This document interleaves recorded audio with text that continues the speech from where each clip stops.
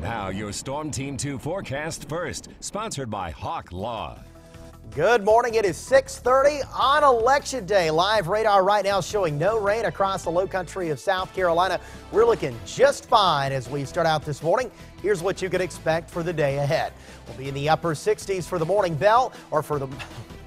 This is not the bus stop forecast, Josh. This is the Election Day forecast. For the opening at 7 a.m., we'll be in the upper 60s with a patchy fog.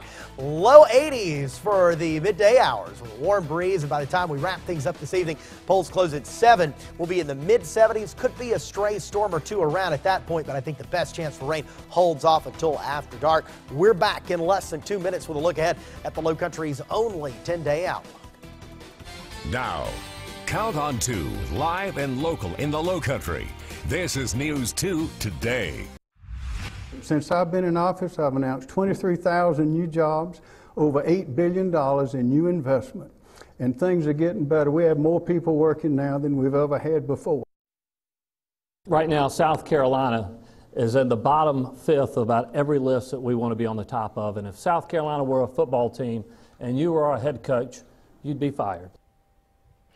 After months of campaigning and debate, Election Day is finally here. Today, millions of voters across the country are heading to the polls, and that includes tens of thousands of voters right here in South Carolina. News 2 is your local election headquarters. We will bring you live reports on the candidates, issues, and results throughout the day. Good Tuesday morning, everyone. Today is November 6th. It is Election Day. I'm Octavia Mitchell. Thanks so much for starting your day off with us. And I'm Brad Franco. We'll have Count on 2 traffic coming up in weather and traffic together on the 2s in just a couple minutes. But first, some other news. Deadly collision in downtown Charleston overnight. Police say a car hit someone on a bicycle at about 9:30 last night near the intersection of Spring and Haygood.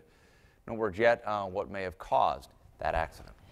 The search continues for a North Carolina girl kidnapped in a mobile home park. This is a picture of her. She's 13 and her name is Hania Aguilar. Police say she was getting ready for school when a man forced her into an SUV and drove off. Authorities are looking for a green Ford Expedition similar to the one on your screen right now.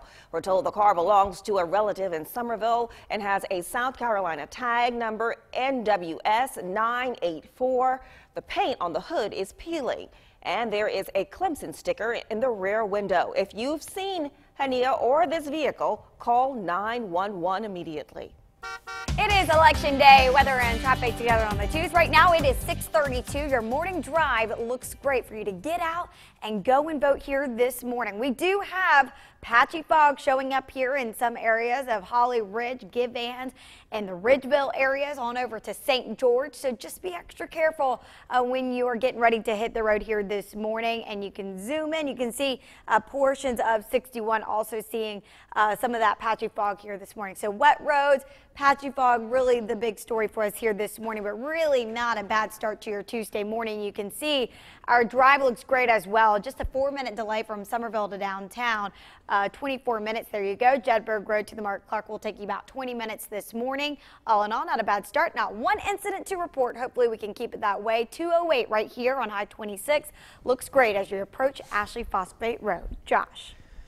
Good morning, everybody. Hope you're having a great start today. Good morning, Laura, and let's get your day started. Nothing really going on out of the radar this morning as we do check that Election Day forecast once again. Patchy fog this morning will be in the upper 60s, low 80s for midday with a warm breeze. There will be a risk of a few thunderstorms as we move toward the evening hours with temperatures still in the mid 70s. Really not bad. Right now, most of us are sitting in the upper 60s to low 70s across the low country. And here's a look at what you can expect through the day today, hour by hour with our high-resolution forecast model. Through 9 o'clock, we're going to be dry with a good mix of sun and clouds setting in by lunchtime. It's going to be very warm too. That breeze kicking out of the south at 10 to 20. Then we'll watch for some isolated showers and storms to fire up this afternoon, but especially into the evening hours, we think that's going to be our best chance for rain. Just keep the rain gear handy late in the day into this evening. Then tomorrow, warm with showers still around in the upper 70s, but not quite as warm as today.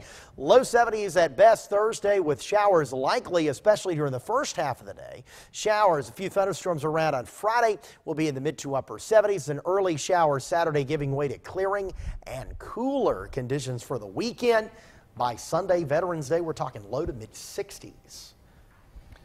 6:34. If the absentee voting period is any indication, we could have some huge crowds at the polls today. The South Carolina Election Commission says a record 276,000 ballots were returned during absentee voting. That's nearly 120,000 more than the previous high in a non-presidential year. News 2's Temple Ricky is live outside a polling location in Mount Pleasant this morning with a closer look at what to expect today. Good morning, Temple. Good morning, Octavia. There are more than 50 ballots in 180 voting precincts. Now, this is just in Charleston County alone. Poll workers have a full day ahead of them. You can see the signs are laid out behind me, and there's already people outside this location waiting to vote. Now, voting does start in just a half hour at 7 a.m. and it will last until 7 p.m. We could see a lot of voter turnout today, and about 100,000 South Carolinians have registered to vote since June. More than 1.6 million people across the state voted on Election Day back in 2016, and the record in a non-presidential year is about 1.2 million. Now, if you want to vote, you need to bring a driver's license, passport, or some other form of government-issued ID with you. If you forget your ID, you can ask for provisional ballot. Campaigning is not allowed within 200 feet of a polling location, and if you see a problem, make sure to tell your poll clerk. If the issue is not resolved, you should make sure to contact the county elections office. Now, as you go over your ballot, you may notice that a candidate is listed more than once with ties to a different political party. This is not a mistake. This is a fusion candidate, and all votes towards this candidate will count regardless of the political party. Live in Mount Pleasant, Temple Ricky, count on 2. The Lowcountry is about to elect a new U.S. representative to the 1st District for the first time in 5 years. Republican Katie Arrington defeated Mark Sanford in the primary, and her rival Joe Cunningham is hoping to become the first Democrat to hold that seat since 1981. Monday, I had the opportunity to moderate a Q&A session. The last time these two appeared together at the Charleston Leaders Breakfast in Mount Pleasant. Afterward, they each delivered one final message to the voters. Now I encourage everyone to get out and vote, exercise their right. It's an exciting time. It's an exciting election. People have a drastic difference in the candidates who are running. And we're running a campaign on honesty and unity as opposed to division and deception. He's trying to produce a false narrative, just like he has done the entire race. He can't talk about the issues. The issues are tax reform. The issues are infrastructure. The issues are security.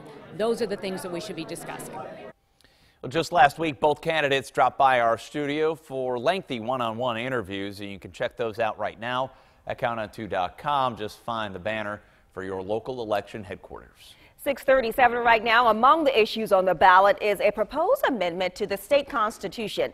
If approved, South Carolina's superintendent of education would be appointed by the governor instead of being elected in a statewide vote. Education should not be partisan. It is political because of the voting, but it should not be a partisan issue. We all have to be there to make things best for kids. Former Education Superintendent Barbara Nelson says the amendment would help keep politics out of education.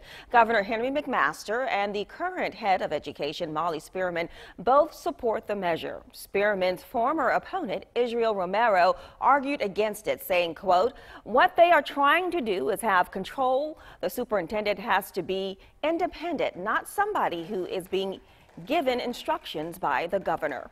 Former Romero dropped out of the race last month, saying his decision was due to illness. You will still find his name on the ballot as you head out to the vote. And don't forget, download the WCBD News 2 app to get the latest election updates and results right on your phone. You can also find complete reports on the election issues and interviews with the candidates as well. Next on News 2. A one-on-one interview with President Donald Trump. What he's saying about today's election and the future of his administration.